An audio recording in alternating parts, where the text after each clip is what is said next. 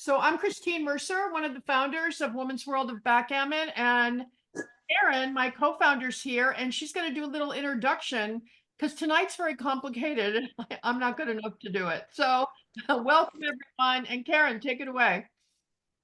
Thank you, Christine. It's a delight to co-found the Women's World of Backgammon with Christine. And for 3 years, we've been supporting women's competitive backgammon, including offering women's events in the US, both live and online, and internationally, both live and online.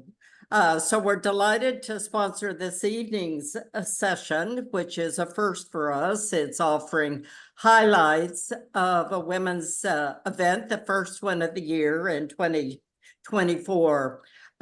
Women's World of Backgammon supports 4 different Women's Cup events. New York being the first. New York Metropolitan Open is the largest of U.S. tournaments, so it may be or may not be the largest of the Women's Cup events. We're also supporting the Cherry Blossom Women's Cup that's coming up in mid-April, Michigan that's coming up in early July, and Denver Wild West, the Annie Oakley that is coming up in October. We're delighted to see women's events growing. 3 years ago, when we started on this journey, there were only 2 in the US. Now there are 7. We're also seeing the growth of women's events internationally. Monte Carlo recently, last year, renamed their ladies' event the World Women's Championship. We will have the first World Women's Team Championship sponsored by the World Backgammon Federation in Sweden, coming up in early July. A team from the US is being formed, close to being finalized. Women's World of Backgammon will support that by providing jackets to all of the U.S. women team members. And I would also like to announce that there will be a women's national championship this year at the Chicago Open over Memorial Day, obviously in Chicago. So this is the first of what we hope will be a series, which will look at the difficult decisions that face the women in their final match of the Women's Cup at this one at the New York Metro. Like to thank Roberto Litzenberger, who is director of the Players' Cup, for having put tonight's presentation together. He will moderate the discussion, walk us through these positions, including comments from 2-time world champion Akiko Yazawa, and we're joined this evening in person by Grandmaster Marty Storer, who also serves as executive editor of Primetime Backgammon. So with that, I just want to interrupt you to say you might want to introduce Irina, who has shown up too, and she was one of the finalists playing in this. Yes, there were 2 women in the final, Alexandra Knupfer from Switzerland, and Irina Litzenberger, who is one of 4 women in the world to have made the Backgammon Masters awarding body master class designation. So she just made that in 2023, but we will see interesting positions from her match with Alexandra. Alexandra has placed in a number of European tournaments. I think she's best known in the US for winning the Chicago Open in 2019. I think she also won the Speed Gammon event at the Chicago Open in 2019. But with that background, I'm going to turn it over to Roberto, who will be our moderator for this evening's discussion. Okay, great. Thanks for having me. Thank you, Christine. Thank you, Karen. I'm glad to be here. let me mute here somehow. I'm hearing an echo. You know what? Yeah, I'm afraid you've got an echo, Roberto, which means you've got two mics on. Can we? Yeah, I'm gonna mute myself, so Okay. that doesn't. she's I'm in in the another other. room, but it might be from that. Okay, yeah. there you go. Okay. Yeah, and so this was a fun event. I'll give a little quick background of this event. There was it was in New York, New York Metropolitan, New York Metro. I'll make this go full screen after in a minute, but I can't. I have less control over my computer when I do that. It was a New York Metro event. It happened, Women's Cup final. Very exciting. We did a great introduction already of Alexandra. I just wanted to add on that when she did win in Chicago, Victor lost 3 matches that weekend, and they're all to Alexandra. And that's how she won by beating Victor Askenassi 3 times. So that was a definite step up to the big stage.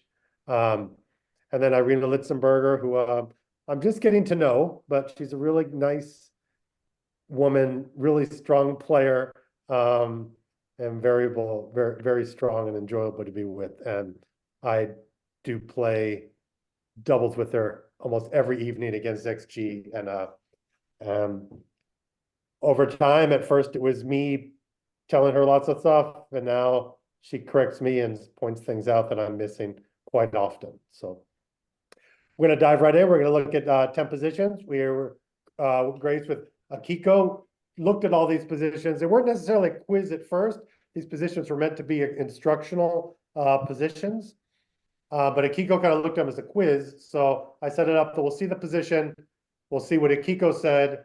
And then, we'll kind of look at the answer. Marty will also give his perspective and give more on the position. I'm just going to kind of jump in. I'm not going to give my perspective on the positions here. Now, Roberto, I'd just like to say that I'm under the impression that Akiko, when she looked at the positions, did not know the match score for each one. Is that right or wrong? No, she knew the match score. Oh, she knew the match score. That's fine. Yeah, Okay. Yeah. All right.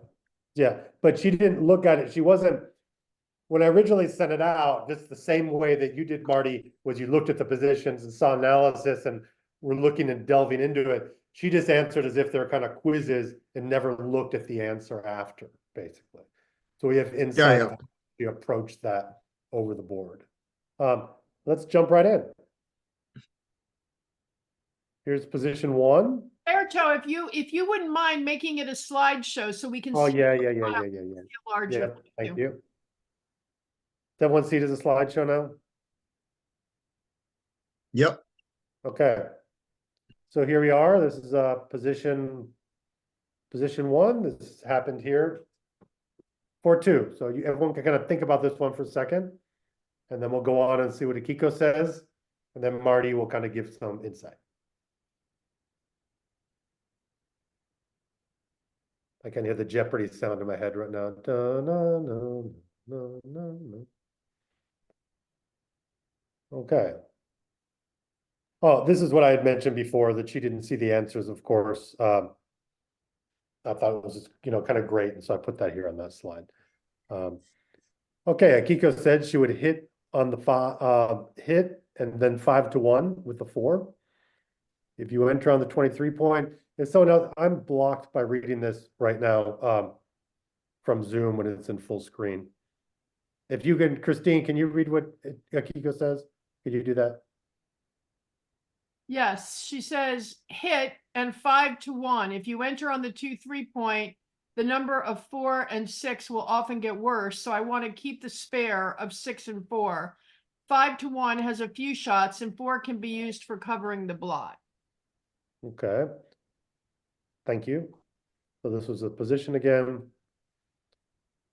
This is the position. The arrow is always going to show what is going to be the kind of the correct play, but this was the play that she was suggesting. Marty, any insights before I go to the XG? Yeah, or Roberto. So I'll give you some insights. So I agree with 100% with everything that Kiko said. She says that if you leave the blot there, it's blocked. it only has a 5 to jump out of the board. But if it advances, it has more ways to get out of the board, right? That's the back checker. And she said, all right, if you know, then that was key to her analysis. That's very true. It's very true. And she also noticed the fact that if she puts the 4 on the 1 point, then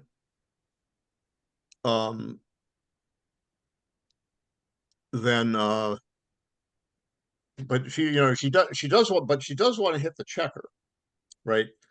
And it's important to hit the checker because you have to get out of there. You can't give Irina the white the full roll to attack back there. So you have to hit, but then where's the 4? And because you're way back on the 2 point, right? She said that if you move the checker to the 7 point, then you've got good 6s, and you don't have good 6s or you don't have so many good 6s and 4s because they don't, from the here 4s cover the blot on the 1 point and 6s move safely to the 7 point. I mean to the 5 point. Wait, With that blot on the 11 point. what is which color is a question that I just got direct message. Okay, so Alexandra is I call them white and black. The dark checkers are Alexandra on the bottom. Right. And it's Alexandra's roll of 4-2. You can tell who's on roll by the color, by the fact that the dice are on the right. And the Alexandra's inner board is also on the right. So the dice is on the same side as the inner board conventionally. And the color of the dice are brown, kind of like the checkers. So Yeah. Alexandra's got the black, I'll just call them black and white. Alexandra's got the black checkers and Irina's got the white checkers. And the score at this point is what? The score doesn't matter. It turns out the score doesn't matter. It's early in the game. It should be on the screen there. I think it's unblocked right now as well. But. I don't. It's 0 to 2. 0 to 2. Oh, there it is. Okay. Yeah. So that the score, it's a 7-point match. Sometimes the score makes a difference to the play, but here I don't believe it does. Now the thing about this play that Roberto's showing there is that, first of all, Extreme Gammon likes it by 0.041, and this is a rollout. Right, a rollout is where you play the game you have Extreme Gammon play a lot of games to the end, and integrate all the results, and then it comes up with a number that's your expected value or what you're going to make on the average in terms of points per game or the units. It's a little complicated to go into that, but 0.04 is like a medium-sized mistake. You don't want to make 0.04 errors, right? And so now the reason this is a medium-sized mistake is everything Akiko said, like she maintains good 6s and 4s, which are not good on the other side of the board with the blot. The blot cannot escape with a 6 or a 4. But now the blot on the 11 point can go to the 5 point. And the blot on the checker on the 5 point can cover the 1 point. So that's a 6 and a 4 taken care of.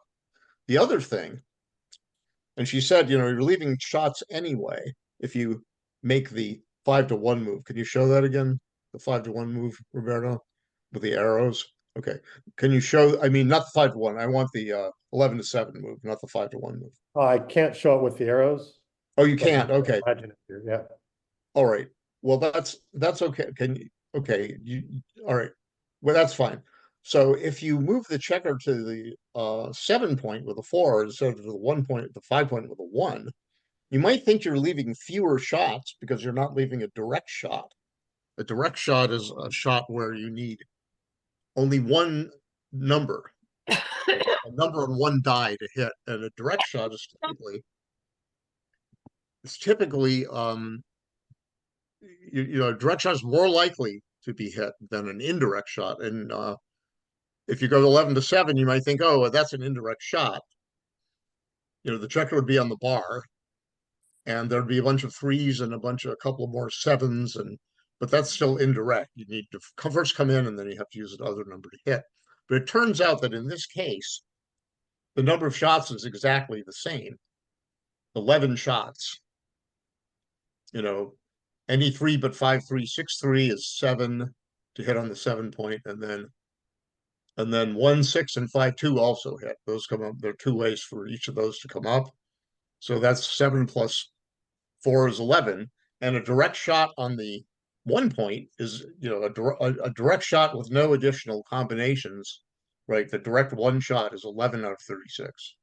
That's a good number to remember. So not only is unstacking from the 5 point more flexible, it preserves more flexibility, more playability of the bad 6s and 4s, the bad on the other side. But it also leaves the exact same number of shots. And there's a final factor in favor of 5 to 1, which is that if Irina hits on Alexandra's 7 point or bar point, then Irina is also getting a checker out of the board. So she's doing 2 good things at once. She's not only hitting, but all of those 11 shots move 1 checker out of the board. And so, you know, Irina would prefer to hit and get out at the same time. But in this position, you know, she cannot easily do that. She has to roll a 1, 3 or a 1, 6 to also get out of the board. Okay, thank you, Marty. That's a That's good Yep. position 2 here. Okay. This is in game, also here in game 2. 4-2. All right, this is Irina to play 4-2. So we'll just think about how you would play it, and then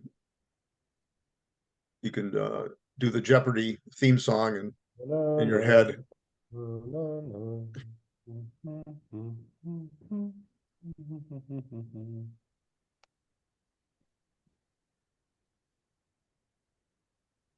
Okay. So I don't know what everyone decided, but hopefully everyone thought of a play here with 4-2. Christine? Yes, Akiko says there are 4 black checkers. So even if you Back checkers. back checkers, sorry, back Sorry, checkers. So even if you do safety, your opponent will escape before you get all 4 out. So I slot and make the board stronger. Okay, let's look at that again.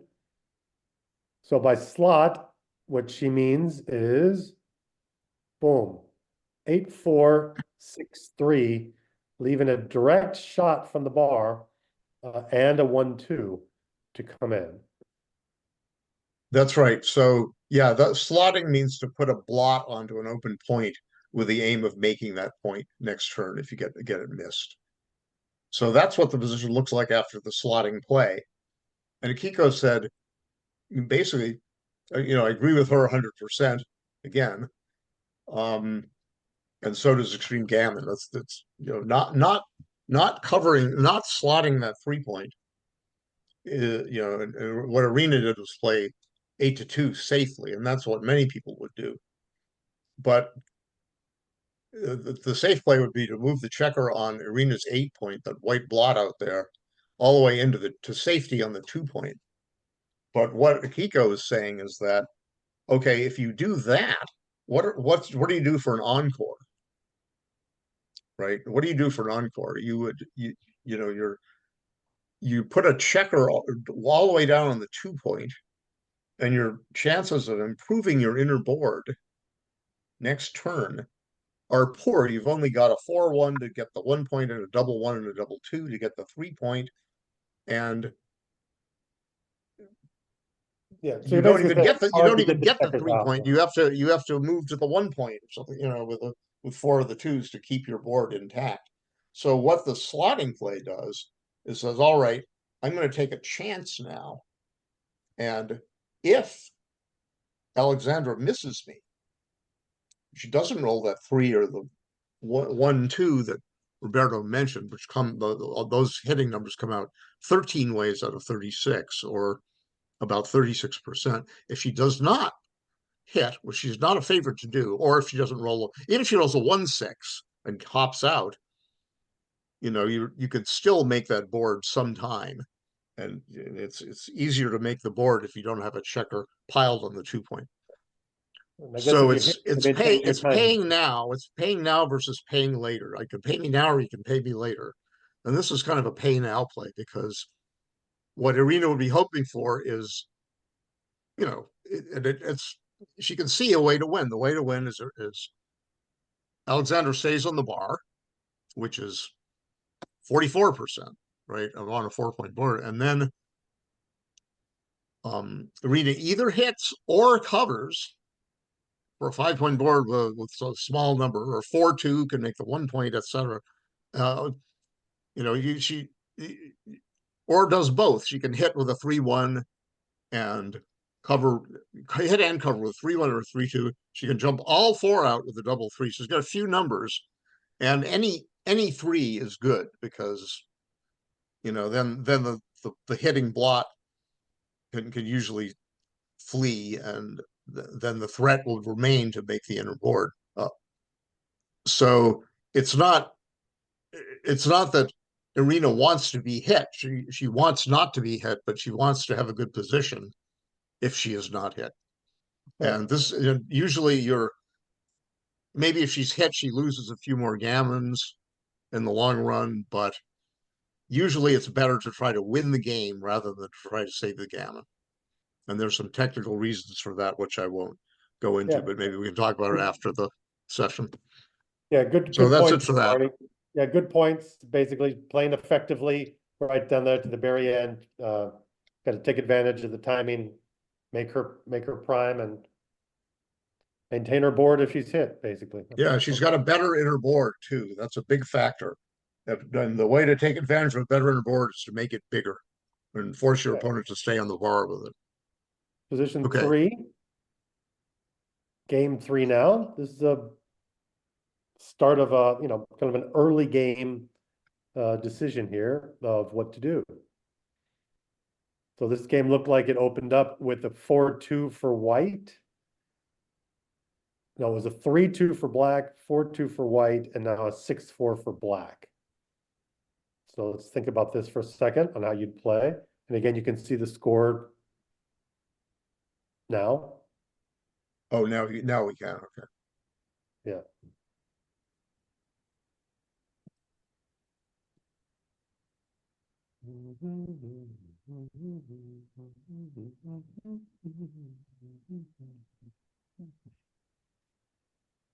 Okay. Everyone have their play? I can imagine it. I'm feeling it. Okay, yeah, most people have it. I can feel that vibe. Okay.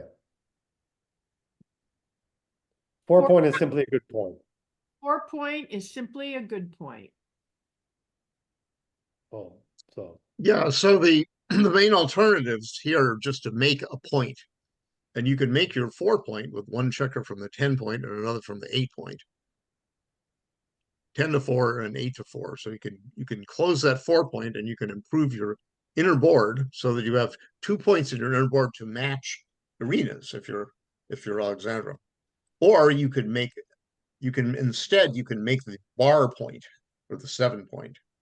And that way it's better for blocking because you have 3 points in a row and you're blocking Irina's 6s with the back checker. Irina, one of the main goals of the opening is to escape the back checkers.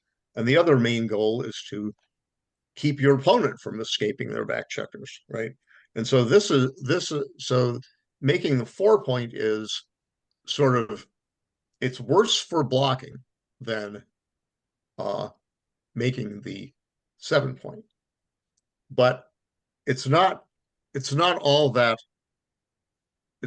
much. So do we have a rollout number on that, Roberto? That's the XGR plus. yeah, this is the plus. I do not think there's if it's Okay, not on, I've got it. Yeah, so it says, but I just am interested in the magnitude of the difference. So the magnitude of the difference in my rollout is over.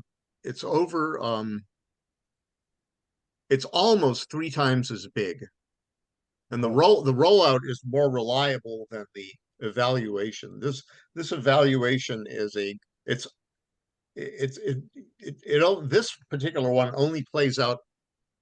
It's almost like it's a rollout that is stopped in the middle once the robot thinks that they've got enough data to make the answer pretty clear We to have it, right?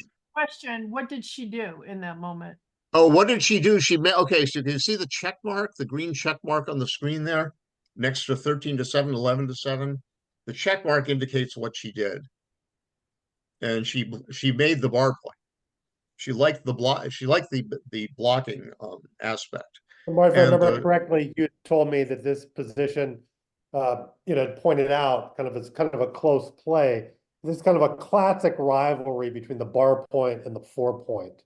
That's right. one That's of those- right. This is a common situation as in the opening is just one just like this. You have the choice of making your 4 point or your 7 point. And usually the 4 point is better. Akiko said the 4 point is simply a good point. And the reason the 4 point is better is because it blocks pretty well, right? But it also makes an inner board point. And an inner board point is very strong because an inner board point will keep your opponent on the bar more often, and it will restrict their choices with the numbers that come in. In other words, if you roll a 5, 3, 2, or 1 to come in, if Irina gets hit, and people get hit in the opening very commonly, there's a lot of hitting going on in the opening. So you'll see checkers on the bar all the time. So you really want more inner board points as soon as you can get them. And the 4 point is a pretty darn good inner board point. The best is the 6 point, which you already own. The second best is the 5 point, but the 4 point is the next best inner board point. And not only can Alexandra just get that inner board point, but she also leaves, instead of 2 shots, one only a 6 and a 4 to hit the head outside. With the other play, she would leave 4 shots because the block would be on the 10 point instead of the 11 point, because the 11 point would be used to make the bar point, and the one that was on the 10 point originally would stay on the 10 point. So you could visualize that white would have a 4 and a 5 to go from 1 to the 10 point, and also a 3 and a 6. So that's twice as many numbers to hit. It's not a great number of numbers, but it's still a factor. But the main factor is just you want that second inner board point, and you want at least equal strength of the inner boards, and this draws even. So this 0.013, the bottom right number, is the difference in this points per game thing, average points per game. And 0.013 is not a lot, okay? But the rollout is better data than the XGR++ evaluation, because the rollout goes to the end of each game, or close to the end, right? And it's considered like better data, and the difference that I get is almost 3 times as great as that 0.013. And 0.013 isn't worth worrying about if you're, let's say, an intermediate player or a bottom half of the open player. You're not too worried. But if you're way up in the open section or something like that, and you're playing with the big girls and big boys, you're going to sweat 0.03. You don't want to make 0.03. It's a moderate sized error. So that's what Extreme Gammon thinks the size of it is. So the lesson is just that the 4 point in the opening usually is better than the bar point. And when in doubt, make the 4 point. And that's essentially all Akiko said. Just the 4 point is a good point. That's it. And that's her answer. And I just expanded on that, but that's Okay, well, you told you a few things about why. So that's all I got for this position. well, that's great, but Roberto's electricity went out, so he's coming back in on a hotspot, and I saw he was just here. I think he's trying to get in, so we'll have to hold on for a minute. And I encourage everybody to chime in with questions. I think there's a chat feature. There's a chat feature, and I see there are 3 messages on on Roberto's chat. I don't see. Yeah, he's I back. don't. He's in now. He's coming in. Yeah. So, okay. So just think about, think of questions for all these positions and pose them later, and we'll talk about them for as long as we can. A question that just came in. Okay, I understand the 4-point now, which I think for an intermediate player, it was an interesting move. But when do you not make so is it 4 or 5-point only? Would you make the 3-point if that was an option? When do you not do it? When do you, one time you don't make the 4-point is if you can hit on your bar point and also make it. That's sort of a common situation. No, but And if it was to make the 7-point or make the 3-point, would you make the 3-point? Again, if I were hitting on the 3-point and putting a checker on the bar, often yes, but generally the bar point is considered superior to the 3-point, so you would tend to make the bar point or the 7-point. Now, Kit says that a key factor arguing against making the bar point here is that it strips the midpoint. Yeah, that's true. It strips the midpoint. That's a very good point. The stripping the midpoint means taking spare checkers off of the midpoint. So if you make the bar point here, you only have 2 checkers left on your midpoint. You don't have any spare checkers to move. If you move off the midpoint, you have to give up the midpoint. So long ago, people underestimated the importance of having spare checkers on the midpoint. And this is a more flexible play in that regard, because you keep a spare checker on the midpoint, and I mentioned that you also leave fewer ways to be hit in the outer board. So that's another big factor. Thanks to Kit for pointing that out.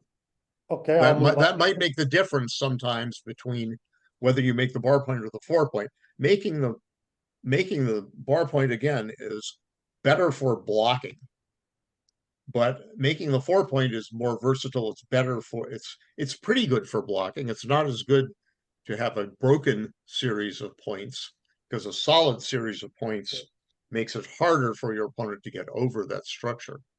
Yeah, I was just talking to my granddaughter that it kind of gets back to the opening rolls.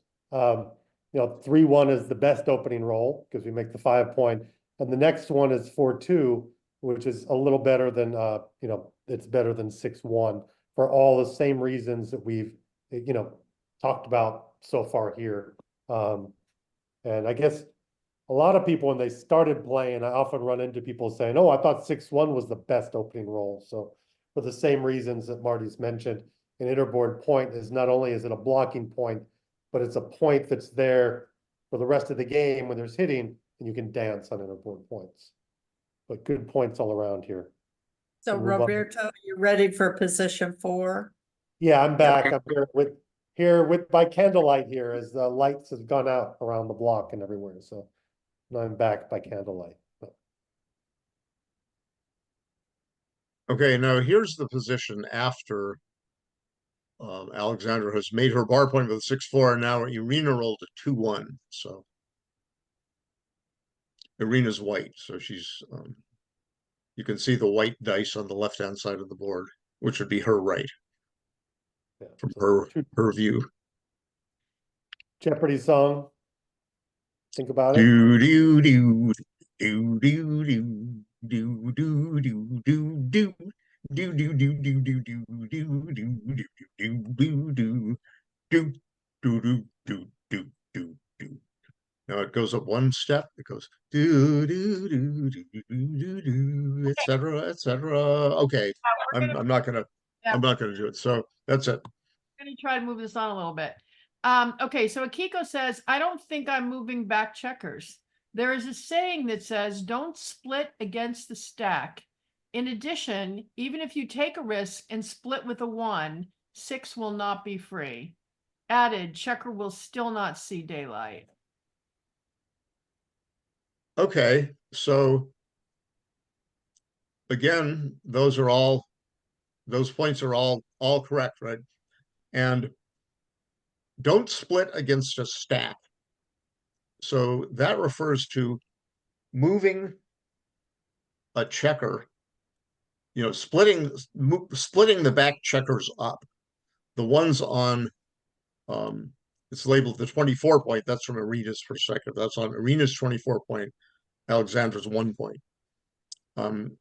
Now Irina can take the 1 and move it 24, 23, splitting the back checkers up, but increasing the number of ways that she could bring those together to make an advanced point, like Alexandra's 5 point or 4 point or even 3 point, and also give more indirect coverage, more indirect shots that aim at the outer board where Alexandra might have a blot, such as she has right now.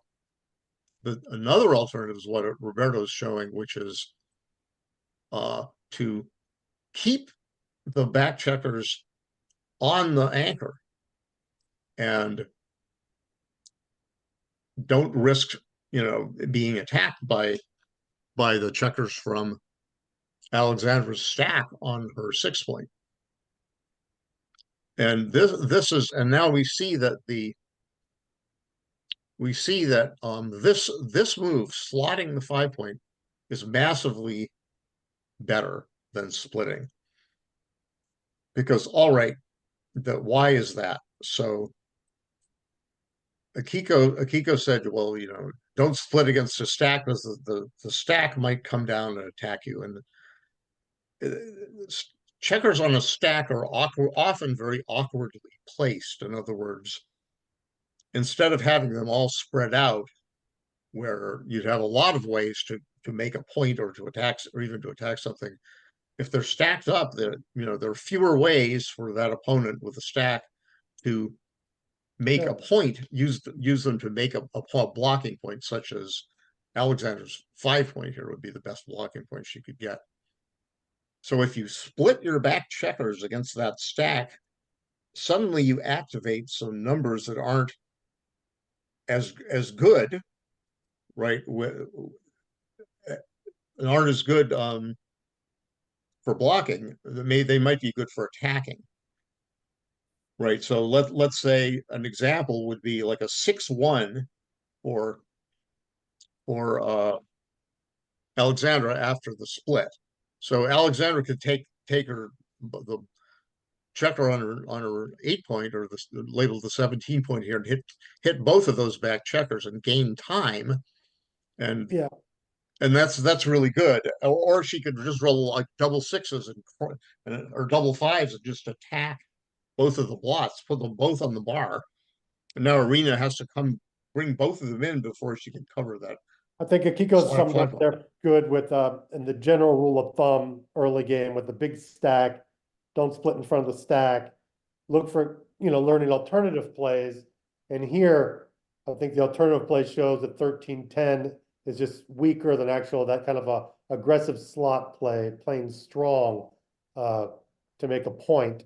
So yeah, that was. Yeah, so one more thing is that Irina has a stronger inner board back there. She has two points in her board, and because Alexandra did not make her 4 point last turn, she still has only 1 point. So she's got an advantage in strength of inner board. She's already got she has a broken 3 points and 3 points, but she could make that 5 point for a solid 3 points and a 3 point inner board. And the 3 point inner board is much stronger than a 2 point inner board.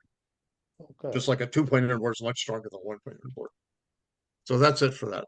That's all I got for that. So this is the fourth game. All right. Yeah, move on the fourth game here. Irina now has a point. 2-1 for black.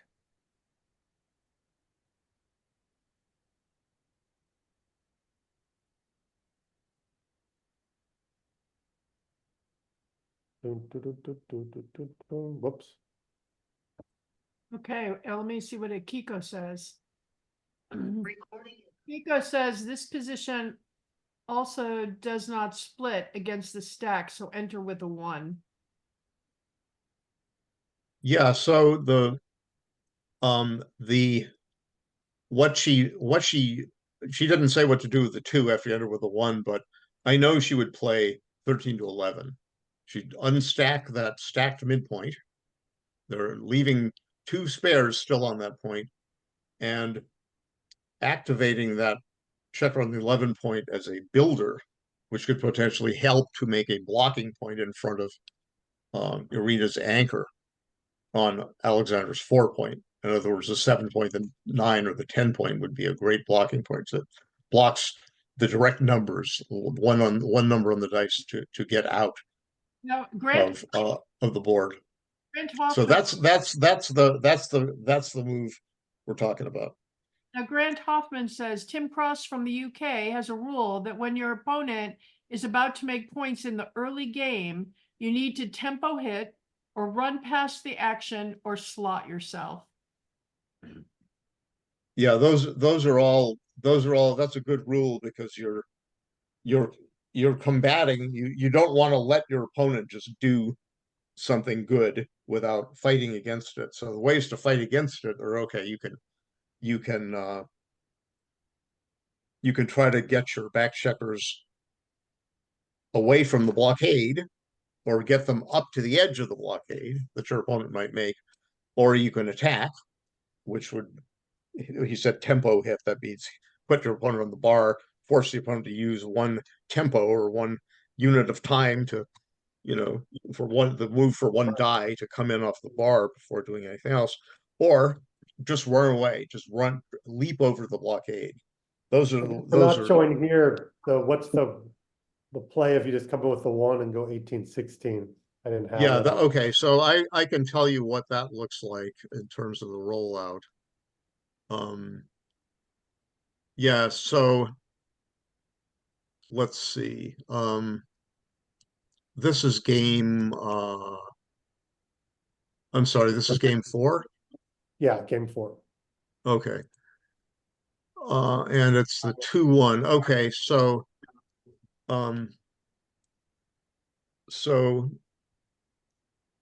18 coming in with a 1 and going 18-16 is worse than any of the top 4 plays that Extreme Gammon has. Okay. And you can see some of the top, you can see the top 3 plays, and that non-rollout number on the bottom, bar to 2365, it's about the same as the rollout number. And okay, so what you can tell what and again, Akiko doesn't want to split the back checkers, right? So bar 24, 13, 11 which is shown on the board now, is what Extreme Gammon likes. What Alexandra played was to make her the 23 point or Irina's 2 point. And that anchor can be stronger than the 24 point defensively. Okay. In other words, if you're waiting for shots, you'd rather be waiting on the low 23 point than on the low 24 point sometimes, right? It's good defense it's better defense against being gammoned because you can exit the board sooner and all that stuff if you're behind a prime in the end of the game or something like that. But it's really too early to start looking at defense, and you don't want to block yourself. If you make the 23 point, you block yourself. Your 6s and 4s are blocked over there. And actually the second best play is is that the second best play? Bar to 23, 6 to 5. No, that's the third. That's actually, I'm wrong. That vaults, that I had the wrong, that is actually the second best play to come in with a 2 and just push 6 to 5. That's actually the second best play, and making the 23 point is third. And so the numbers kind of reverse instead of, but the plays reverse. Bar 23, 6, 5 is second best, bar 23, and 24-23 making the 23 point, blocking yourself as third. So that's all I have to say about that. Was everyone getting enough time to go look at the position? We go through it, think about it. Here we go on the move position 6. Also game 4. Critical 6-2. Interesting time. Let's think of this one for a second. 6-2.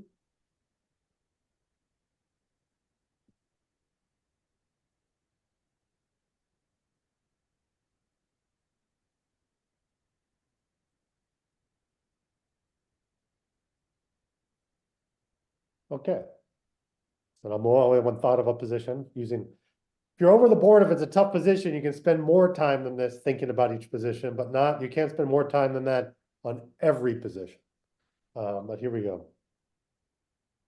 So Akiko says the 2 is 2-3 to 2-1. Oh, the 2 is 23 to 21 for sure. The 6 is 21 to 15 or 16 to 10. I don't care either way. Okay. Look at the position again. So Akiko immediately identified 23 to 21 as the best 2. And that's because it gets the back checkers moving. Right. And the thing is that this kind of position is your opponent's got 2 on the bar, and that means you've got a lot of time to play. So you might say, okay, well, I can escape my back checkers later, and maybe I can do something better with that 6-2. So this 6-2 says, all right, I'm just escaping right now. I'm just hopping out of that blockade. That's the Grandmaster Tim Cross says, well, you can, you can jump over that blockade, and you can run away. You got to get those back checkers running. And Extreme Gammon agrees with this, right? And it says, all right, Akiko's exactly right. The play is 23 to 15 as shown here, running a back check card, or stopping on the 21 point, just moving the 2, and then making the 10 point with a 6. They're almost the same. They're 0.017 is not a big difference. And you've got an opportunity to do lots of good things. If you want 2 checkers on the bar, they have to come in with both checkers before they can do anything bad to you, right? So Alexandra said, well, I think the best point on the board for me right now is my bar point. I can get 4 in a row, right? And I'll leave my back checkers back because, I'm a favorite to roll a 1, 2, or 3 next turn, and then I can get out, and my opponent doesn't have a big inner board. So, but it's actually in position when your opponent has 2 on the bar, whether it's a blitz where you're attacking, or it's a position kind of like this where they've got an advanced anchor and you don't have a big board or anything. Both those kinds of position types, it can be very important to get your back checkers out. Even if it looks like, I can do it later, there are often going to be some numbers, just a couple of anti-jokers, we call them, really bad numbers, that you break your prime or your board or something, like a big double or something like that. This way, there's no double 6 that would hurt after making the 7 point. So I guess also that's just one reason. So escaping is really good, and you can make your blocking points later. You can really make your blocking points later. It's really easy. You've got all 1s, 2s, 3s, 4s, etc. With 2 on the bar and really coming around, the prime might not even really be necessary in this kind of position. You might not never really need to make that prime because it's not really a prime versus prime. It's sort of like a pseudo blitz. You're going to bring them home, bring them in, maybe make inner board points, maybe make the bar point later, but you have to get the checkers out no matter what. Yeah, you got to get those checkers out. Exactly right. And the bar point is nice for coming home and blocking and everything like that, but it's not critical, as Roberto said. Okay. Okay, position 7. Now this is also game 4. Okay. Akiko, this position, Akiko did after, it wasn't originally on the thing, and I did send in the position to her after. Let me give a little background, a little on this position. I know Irina was playing this position, and there was spectators, and the spectators, after she made the play, a spectator came and immediately ran over to me to say that Irina had made this huge blunder and wasn't playing well, and Irina noticed that right off the bat and was a little flustered because of this. And it was funny, the person after said, well, how could she possibly know I was talking about the position? And I just laughed because she doesn't know that women know everything. So of course she knows that she ran over to tell me about the position. But 3-2 here. How do you play? Do, do, do, do, do, do.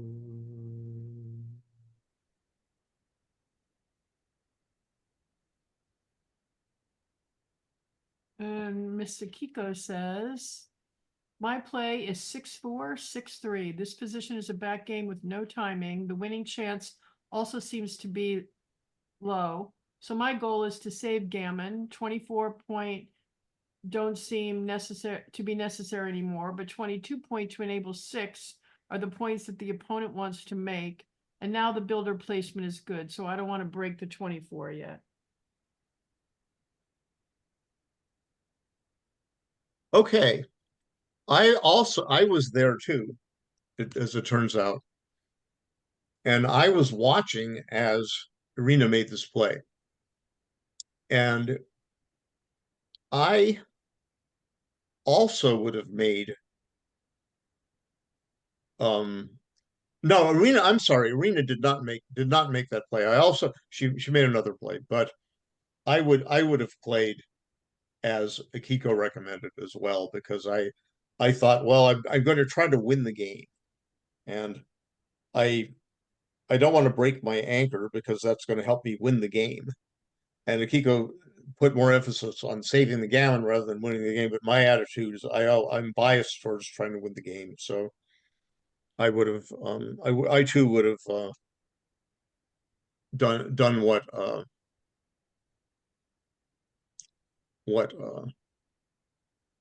Akiko recommended. Yeah. So it turns But out here, they're all quite close. so you can see that now this is what Irina did. She didn't make this play. This is the play that Extreme Gammon wants to make, and the crowd didn't like that play, but it's really not bad, because as Akiko said, Irina doesn't have timing for a back game, not very good timing, and so it's logical to try to get up and out those back checkers up and out of Alexandra's board if she can. And this is the most straightforward way to try to do this, right? But it's not much better than keeping both anchors, right? And so it's a close point. 0.015 is not much. We're not arguing over much. Now, there is now Irina played 24-21, 6-4, moved one back checker up to the anchor, and said, all right, well, that gives me an extra checker at the edge of the prime to get out with a 5. And I can make my board as well.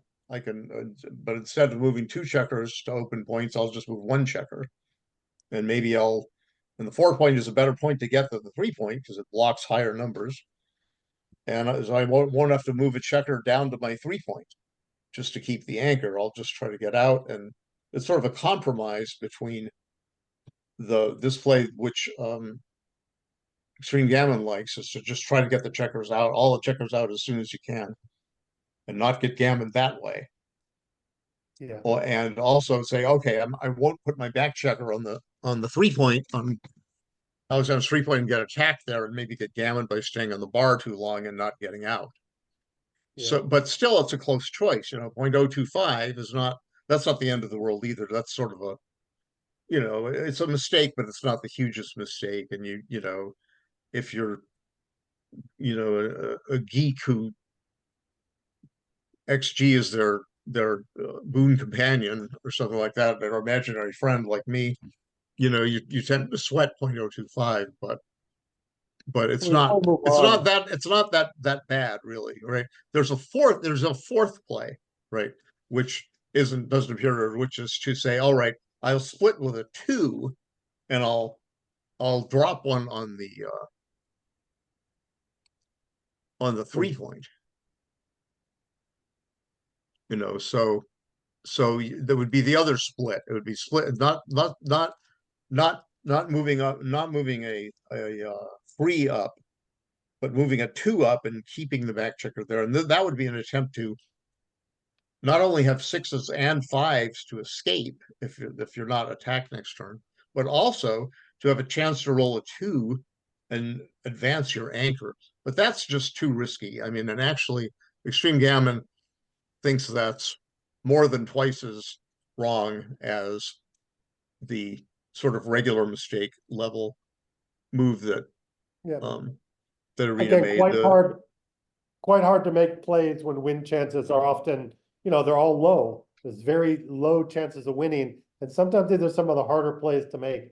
We get used to evaluating positions that are 50-50 or right around, double actions. We can kind of see differences, but sometimes it's hard to see when you're in situations like this. And, Yeah, the one more thing, if Irina had to win at all costs, like say it was double match point where double Gammon's don't count double, she would definitely keep that 24 point, I believe. I think I say definitely, but she would be much more biased toward keeping the 24. She might say, all right, I'll try to make the 22 point or something like that because I'm not worried It about looks being like for a gammoned. double match point, the 6-4, 6-3 is the right play, winning 12.4% of the time, higher than the Yeah, play stepping up with right. double. Yep. Well, that's okay. Those numbers don't always correspond to the real winning chances. But well, Not okay, always, but, we're done with that. Well, They're just estimates, and they're not as good estimates as the final rollout number. before we move on, Kit has a comment. Interesting that holding the 24 point loses more often, but gets gammoned less often. Not what Akiko was thinking. Yeah, true. Yeah, if it says it gets gammoned less often, no, you get Okay. gammon more often here, staying back. 6-4, 6-3 loses gammon 29.4% of the time. Is that what she said opposite? Okay, maybe. yeah, that's right. She you get gammon more often, but you also win more often. So but you if you just plug those numbers into to try to get the equity shown, like the final number, sometimes it just doesn't work. It doesn't equate, for reasons of how Extreme Gammon works.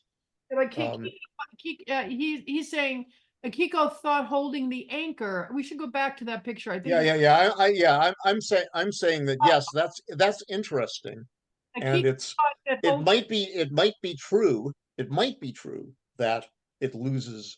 No, he wants me to correct what he stated. Akiko Okay. thought the anchor was to save the gammon, and I think Right.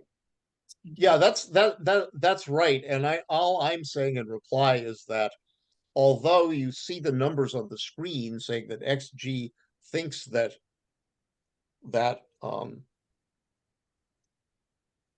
keeping the anchor actually loses more gammons, right? It's probably true, but it's not. You have much less confidence in those gammon and backgammon and blah blah numbers on how many gammons does she win, what percent of backgammons, etc. You have much less confidence in those numbers than you have in the final number, right? Like 0.015 better or something like that. You have more confidence in that than you have in the gammon estimates, because the gammon estimates it's complicated. I better not say more about it, but you can't trust them as much as you can trust the final number. But especially when the cube's in play, right? Because there's all these different things going on. Yeah, because the effects of the doubling cube, ownership and everything like that are not well Here we accounted are. for. Position 8 here. Want to leave Okay, time you for- show the score though. It's important to show the score. Okay. Here we go. 3-2 to play for black.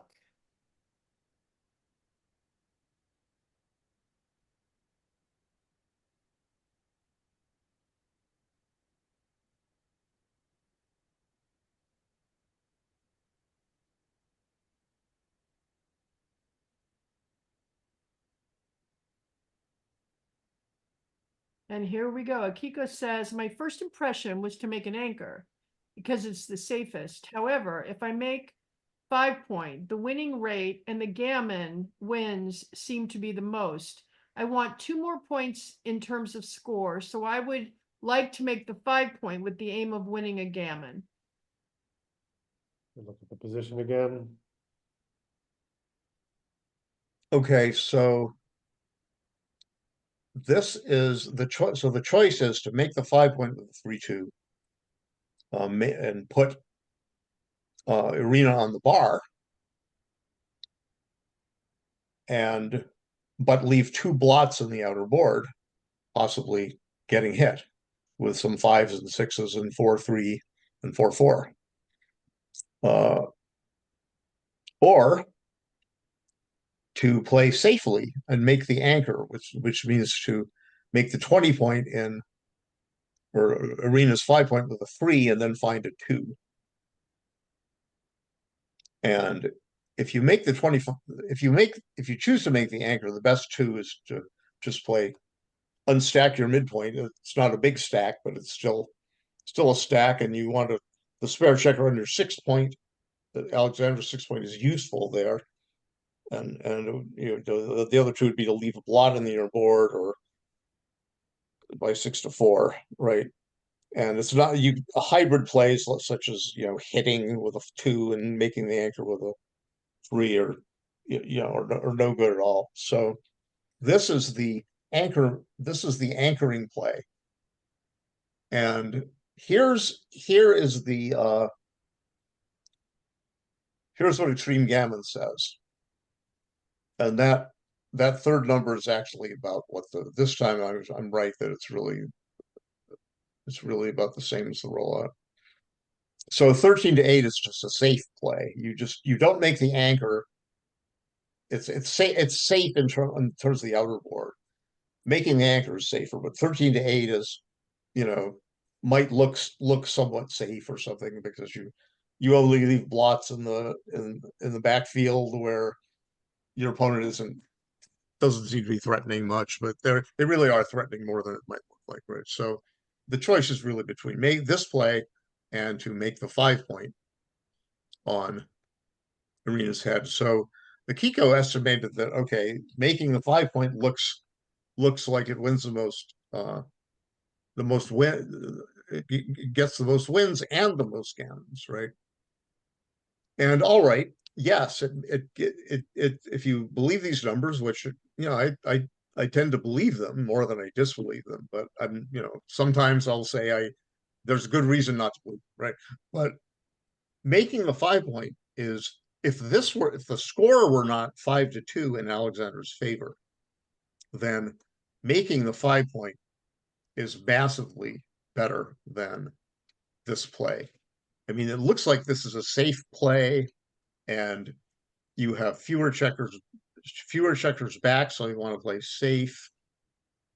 And you don't have an anchor, and your opponent does have an anchor, so you want to make an anchor. These are some of the Paul McGreal criteria for when you should play safely and when you should play boldly. And they seem to point towards a safe play here, but they really fail because in a case where it's, let's say, 0-0-9, it's a blunder not to make the 5 point, just exactly because of the reasons Akiko gave. Now, yeah, But at this score, it's better to play safe, and I can tell you more about why. okay, so Kit wants me to interject here that he thinks Akiko's reason is way wrong as opposed to wrong. At the score, she doesn't want gammonish plays. Yeah, that's right. I was going to talk about the score more, and that's exactly right what Kit said. She doesn't, at the score, if she wins 1 point, okay, she will get to 6-2 in the Crawford game where the cube cannot be used. Okay. And at that point, Extreme Gammon tells us she's got 84% chance to win the match. Okay.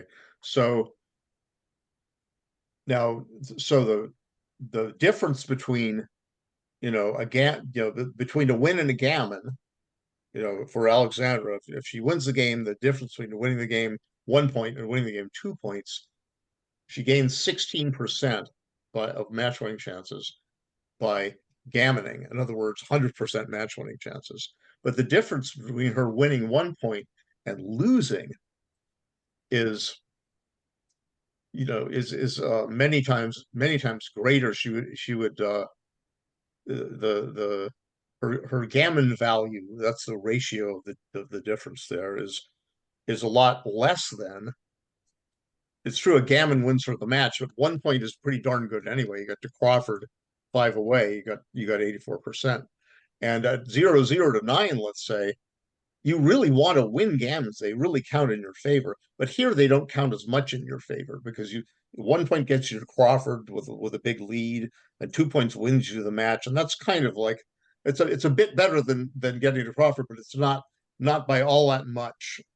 And so what she should be thinking, as Kit said, is, how do I not get gammoned? How do I not get the cube thrown at me and lose a gammon on 4? And if she doesn't make the anchor and she leaves 4 blots all over the board, Irina is allowed to hit her back, right? And I could count the number of numbers quickly, but I won't. It's a fair number of shots, and not only that, but the 3 points on the board, it might look like a cheesy little board, 6-3-1, with an 8 point outside and no spare checkers to attack with. But with 1 checker on the bar, you stay out against a 3 point board 25% of the time. So here, if one of those blots got hit and then you stayed out, at the score, Irina would double. I mean, I'm sure she would just turn the cube, because her gammon value is big. The value of a gammon compared to an ordinary win is big, and Alexandra's is small, and so doubling would activate that. Where she could get, if she won the gammon on 2, she could get to 6 points to 5 Crawford. And she'd be a little less than 70% to win that match, according to the Extreme Gammon Match Equity table. Okay. So that's the reason. It's a gammon save like position for Alexandra, and it's not that big a difference. It's only 0.020, but that's still something. Okay, 9. We're almost done. Right, we just got to go back 1 point, because I think Kip wants a point to be made. I'm sorry. Yes. He feels that she's thinking about winning the match with an undoubled gammon, but that is not the right philosophy in this sort of position, which I think is, well, we can move on to 9. Yeah, that's right. You don't, when an undoubled gammon is great, but losing a doubled gammon is worse. Okay. Yeah, this was 6-2 here for white, for Irina here as the trailer, and it's still undoubled. So let's think about this one. I got my electricity back now too. So I'm excited.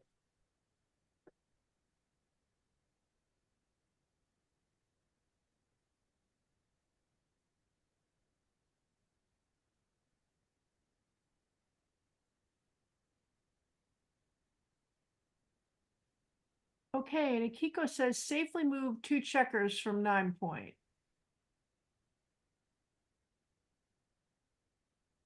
And that's all she had to say about it. Yep. She didn't say, she didn't give any alternatives, like, should she break the anchor and run away, or should she use the 6 to make that 7, the bar point, the white bar point. And Well, this is what Irina did, and this is what Akiko also likes. But Irina what she could have done is she could have used a 6 to close that bar point and get 4 points in a row, but then she'd have a problem with a 2. Right? And one of the 2s, if she wants to keep those 4 points, would be to break her 3 point and put a third checker or 1 point ugly, and the other one would be to move to the 11 point and leave a blot. So 13-11, 13-7, and 13-7, 8-6. So it turns out that yes, 13-11, 13-7, and 13-11, 8-6, where you you just give up your 13-11, no, 13-7, 8-6, sorry. 13-7, 8-6, where you just give up your 8 point. And one where you keep the 4 points in a row, but leave a blot on the 11 point.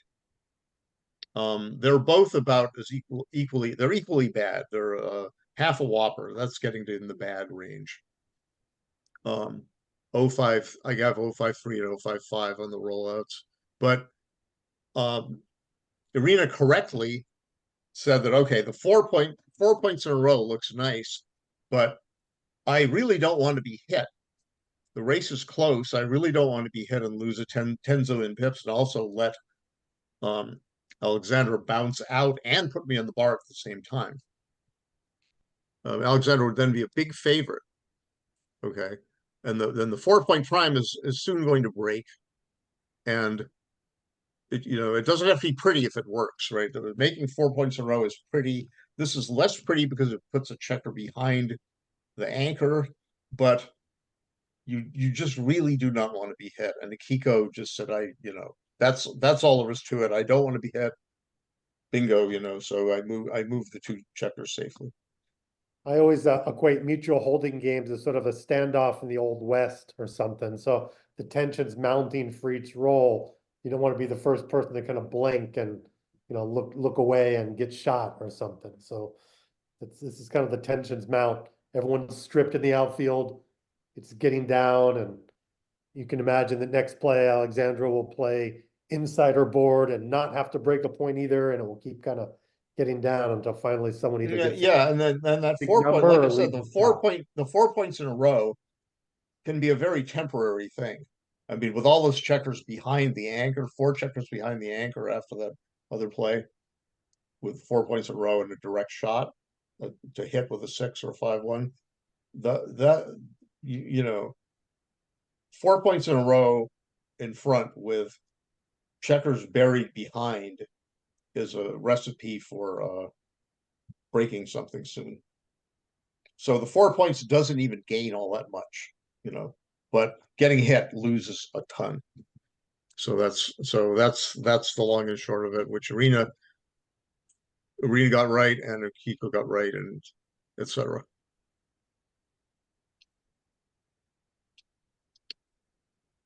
Okay, so this is the next game. So this is okay, so 4-way, 2-way, 5-3. Yeah, 5-3. White to play 6-5.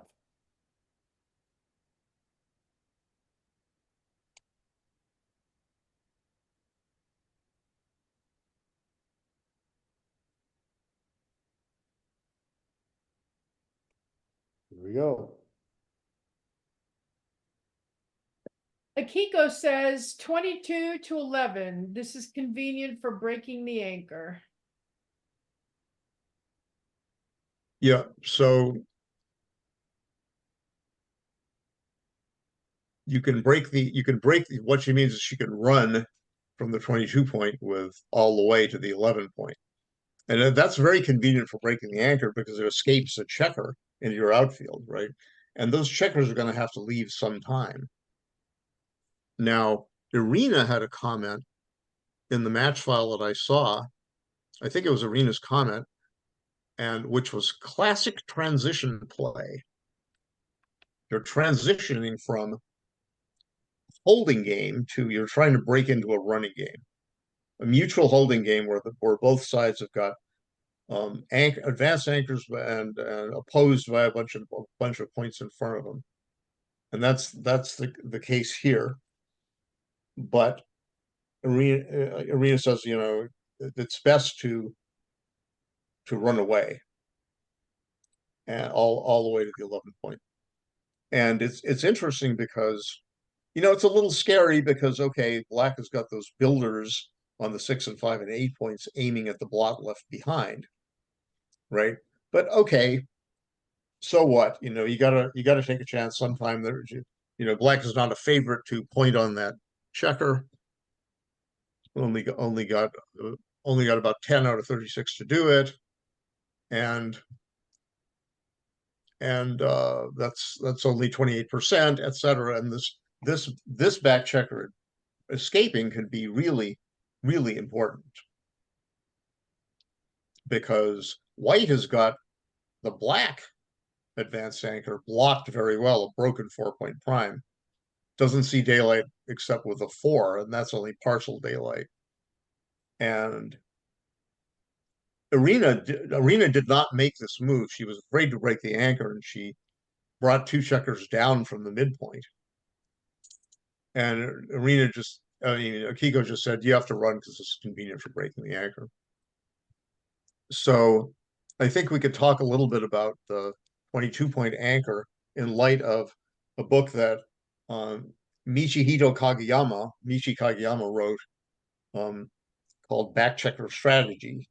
And he's got a whole chapter about the anchor on your opponent's 3-point, which he calls the butterfly anchor, because it's a butterfly changes identity from from whatever, a chrysalis to a larva to a pupa to a butterfly, basically.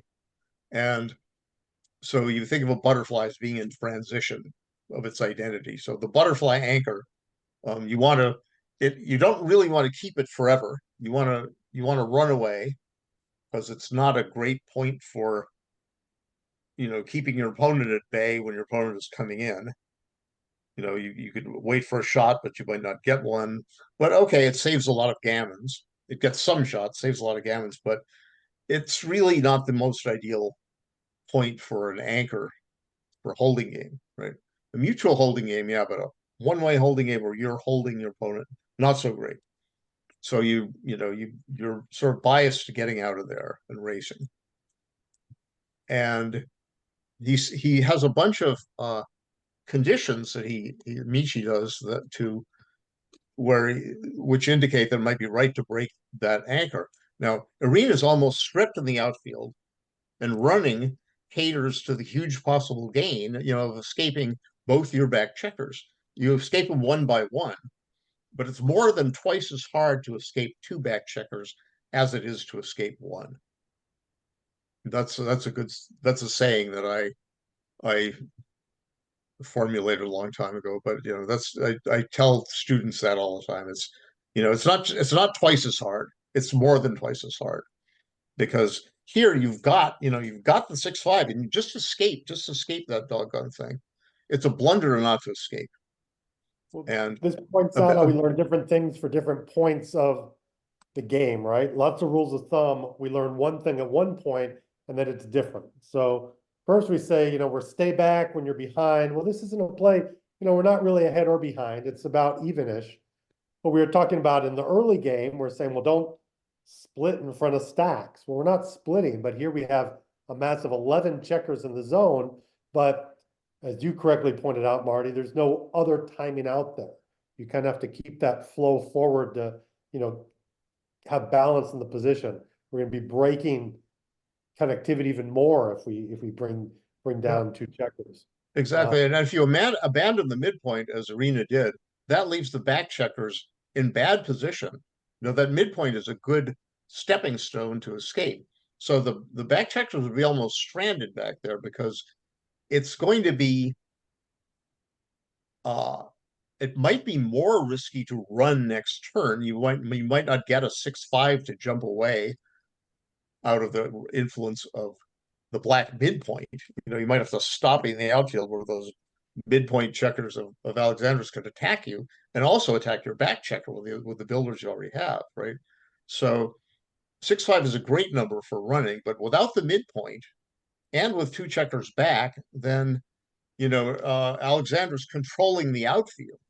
She's got the midpoint and exercising some influence over her own outfield. And without Irina's midpoint, Irina doesn't put any direct pressure on the checkers on Alexandra's midpoint. She can move, let's say she wants to move one of them. Well, she can move one of them, and she can even leave blots in the outfield, and there will only be indirect shots left, like 6-1, 4-3, 6-4. Those would be the only ways to hit lots of the 10 point and 13 point or 12. Well, Yeah, 13 point for Up the to now, two this has been a outside mutual checkers. holding game. So stranding, you don't want to strand the back checkers, and you do want to run because you have to do it anyway. And one of the 6-5s don't grow on trees, basically. So that's okay. That's all I got to say about this. Yeah, this was a mutual holding game.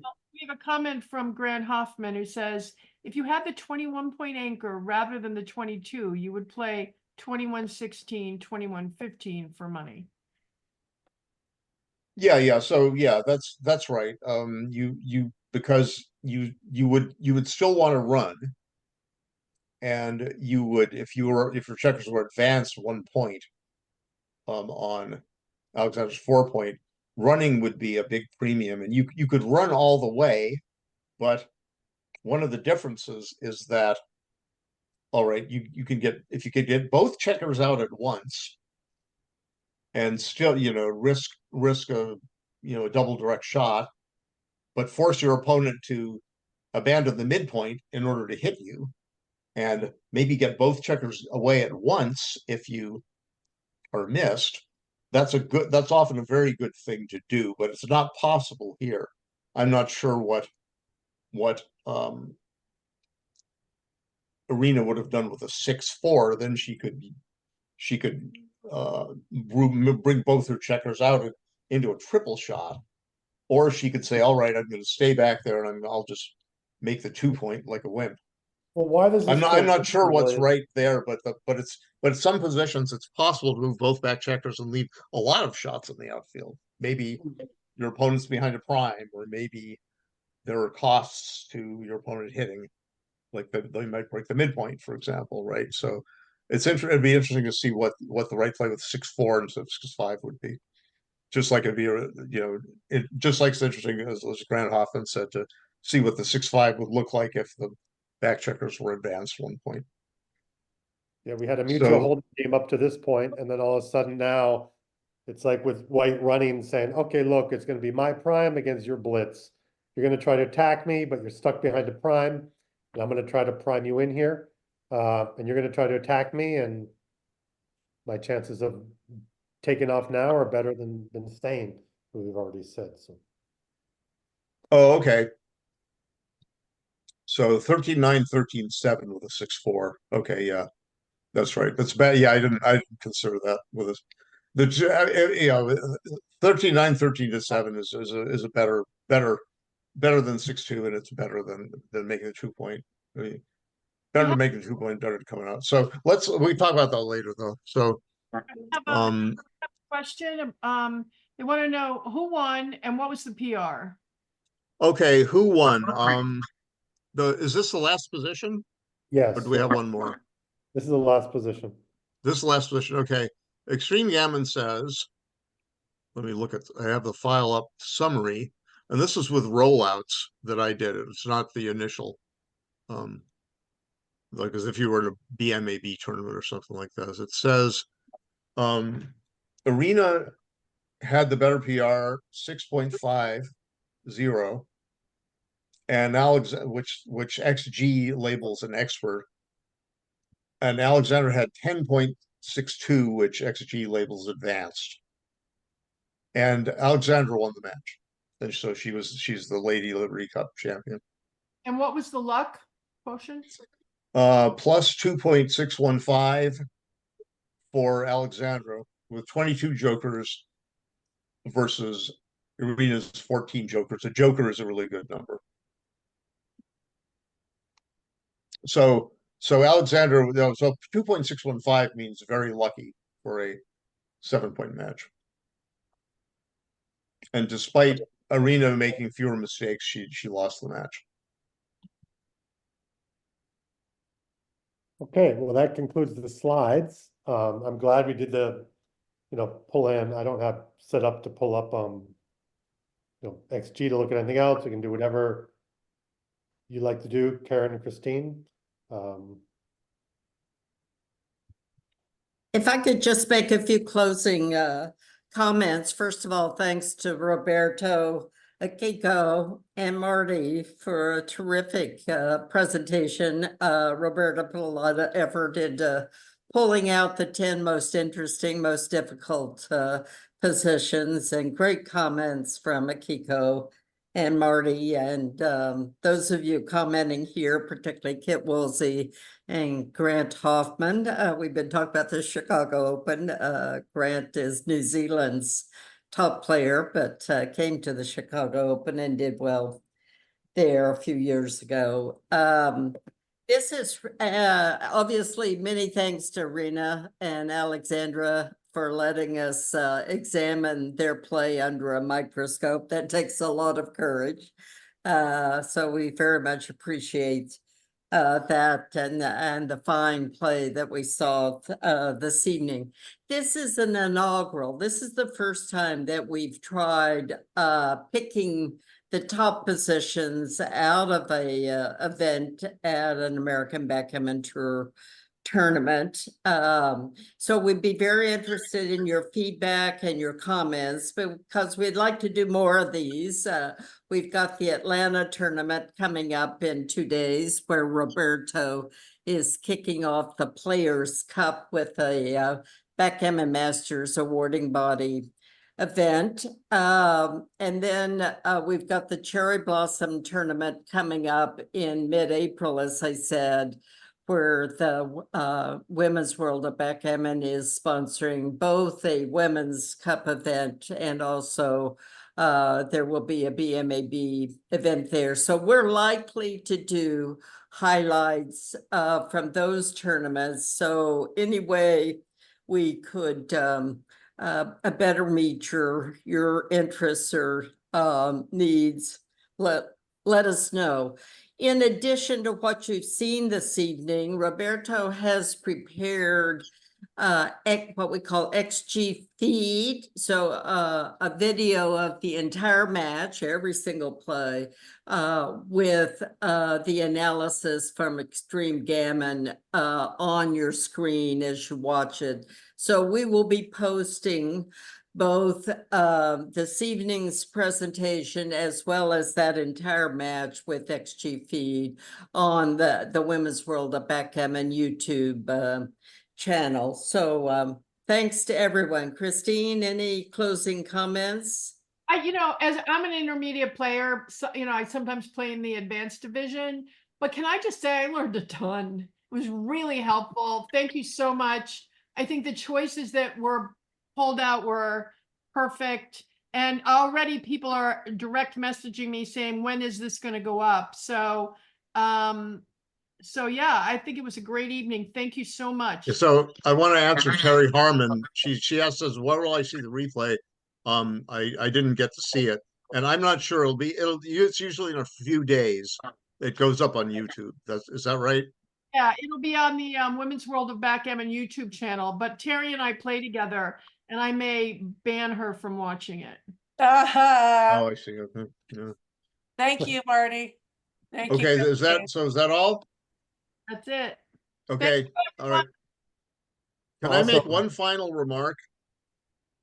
I noticed in the whole match there were a lot of very interesting plays that were they looked like small potatoes, 0.02 here, 0.01 there, but in general, like if you get these little technical plays right all the time, or which is impossible, or like a very good percentage of the time, your game will really improve.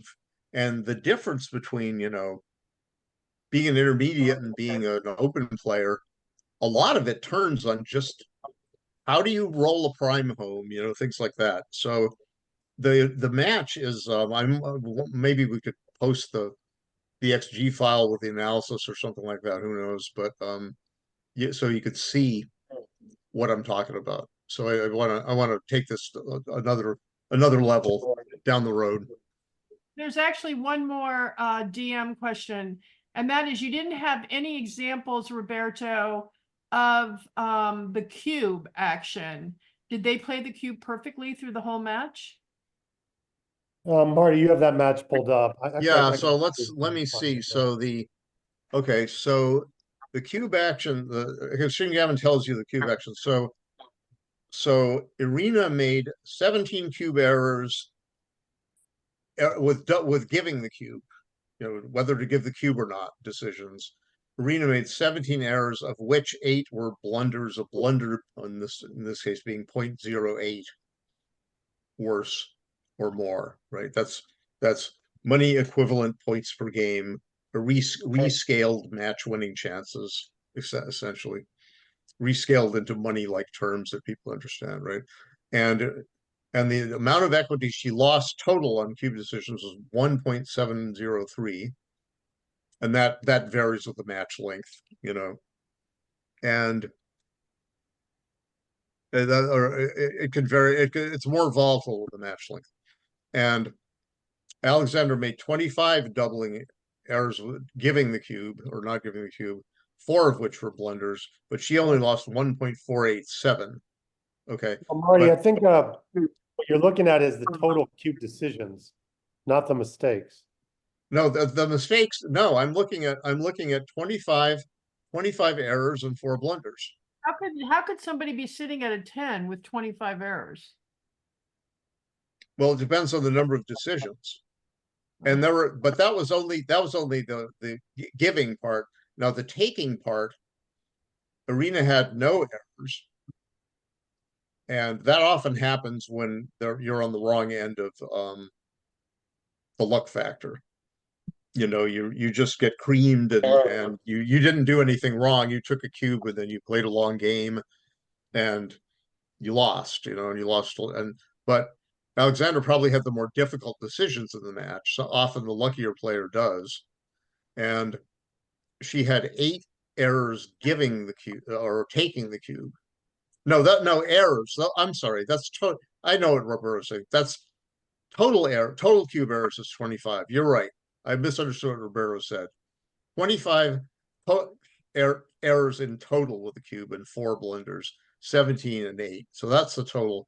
And Irina didn't make any. That's total errors. Oh my God, it's total errors. Irina made no errors with the cube. Okay. I was looking at the wrong thing. No errors with the cube, and Alexandra made 10 errors with the cube, of which 7 were blunders. So Alexandra's the reason Alexandra had the worst PR is because of those cube errors. She actually played the checkers better. Thank you so much. Yeah. I think. I'm sorry. I guess sometimes I get a little flustered about, I'm talking and trying to parse things in front of me. Yes, total So- equity loss by Irina was for checker play was higher than Alexandra, but Irina had no cube mistakes and Alexandra had cube mistakes. But we can Yeah. watch all of that on the match. It goes through everything that will be shown on the Women's World of Backgammon channel that has the XG feed that goes through the whole match, and it will show all the mistakes from every position. So you have a video already of that thing. Okay. Yes. With an XG Yeah, it's feed. already Okay. been So released. I don't need to post any file then, I guess. Okay, so we'll get this up right away. And we want to thank everybody for coming and staying and really appreciate it. Very, very informative. Karen, anything else on your end? No, that's it. Thank you again to everybody. Class act. Thank Thank you. you.